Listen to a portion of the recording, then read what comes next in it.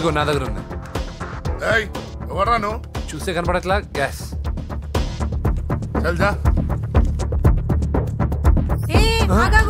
ఎవరు నువ్వు? Gas madam. గ్యాసా? ఎవరు బుక్ చేశారు? దీంట్లో సైన్ చేయండి మేడం. సైనా? ఏ మేడం బాగా నీరసంగా ఉన్నారు, గ్యాస్ లేదని భోంచలేదా? గ్యాస్ లేదని కాదు, పాప లేదని. పాప స్కూల్కి వెళ్ళిందా? లేదు, ఎవరినో ఇష్టపడిన వాడితో వెళ్ళిపోయింది. అప్పటి నుంచి ఆ ఫోటోలు చూసి బతుకుతున్నాం. ఇది ఈఎంఐ? అవును, నీకు తెలుసా? చూసా. ఎక్కడ? బోర్బండలో గ్యాస్ బండ్ ఇవ్వడానికి వెళ్ళినప్పుడు చూసా. అవునా? ఏం చేస్తుంది? క్లోజ్ గా అబ్జర్వ్ చేస్తే ఏడుస్తుంది. అమ్మ కోసం అని అడిగాను. కాదు, బొమ్మ కోసం అనింది. ఏదో టెడీ బేర్ లేకపోతే భోంచేదంట కదా. అవును, దానికేమో ఆ బొమ్మ అంటే ఇష్టం, మాకేమో అదంటే ఇష్టం.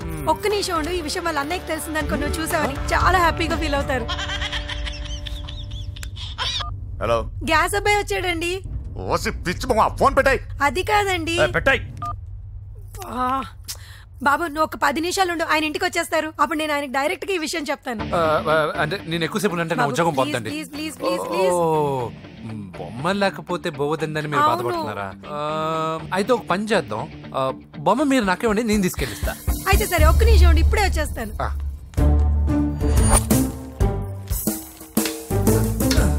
ఇదిగో బాబు, పూజని చక్కగా భోంచేయమని చెప్పు. మీరెంత కేర్ టేకరు. నువ్వు మాత్రం టేక్ కేర్ బాబు. థ్యాంక్స్ బాబు. నువ్వు సిలిండర్ అబ్బాయివి కాదు, సాక్షాత్తు ఆ షిరిడి సాయి బాబావి. Okay, thank God.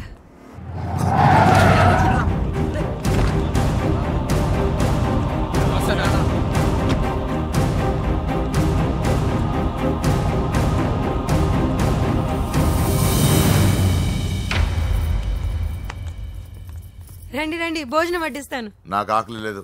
పూజ తిందో లేదో అని మీకు ఆకలిగా లేదు కదా. పూజ ఈరోజు హ్యాపీగా తింటుంది. పూజ భోంచేయడం ఏంటి? అవునండి, గ్యాస్ సిలిండర్ అబ్బాయికి పూజ గురించి తెలుసంట. ఇప్పుడే టెడ్డీ బేర్ ఇచ్చి పంపించేశాను. ఎప్పుడు? ఇప్పుడే మీ ముందరే వెళ్ళిపోయాడు. నా ముందు వెళ్ళిపోయాడంటే పిచ్చిదానా? వాడు ఇక్కడ వచ్చాడంట్రా. ఒరే వెంకీ, భోంచేసావా? నేను భోంచేశానమ్మా. ఇదిగో, ఆ నరసింహగాడు వచ్చి ఇల్లంతా సామాన్లు సర్దించి వెళ్ళాడు. నువ్వు ఎక్కడున్నా ఇంటికి వచ్చేరా. ఈ గొడవలేవు, నాకు అర్థం కావట్లేదు.